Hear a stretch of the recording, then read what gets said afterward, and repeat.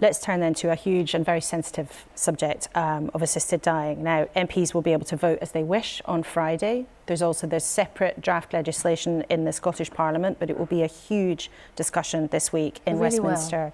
Now, you back this change. Why?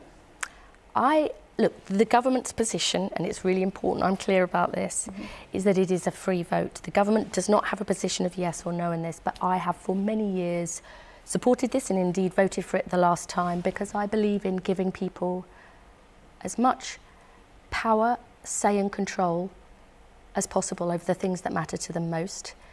And I believe the bill has the right safeguards to make sure that that can be done properly. Now, you will, I'm sure, want to get into the debate about that bill, but let me just say this thing.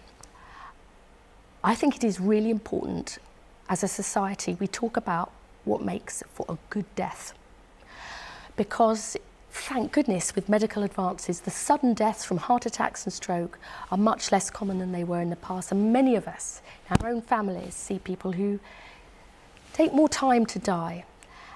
And we really need to wake up to that question and face it about what makes a good death. And that will be different for different people. For some, it will be having that good quality palliative care in a hospice or at home.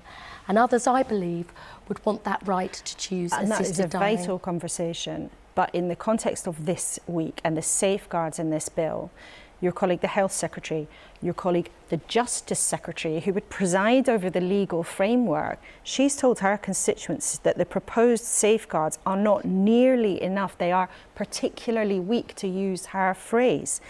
How can you judge that the country is ready to do this if the minister who's in charge of the justice system says the safeguards aren't strong enough? Well, you'll understand that as a government minister, I don't want to get into discussing all of the details about that, or, you know, Shabana and Wes have strong views. This is so important. This is a profound I understand change. that. The government's position is neutral, but let me say this. The bill's safeguards are that you have to be terminally ill with 6 months of life remaining, to have 2 independent doctors agree that you are of sound mind and that you haven't come under pressure, and a High Court judge. That's what's in the bill. People will debate that. I believe that those are the strong enough safeguards. Others will disagree.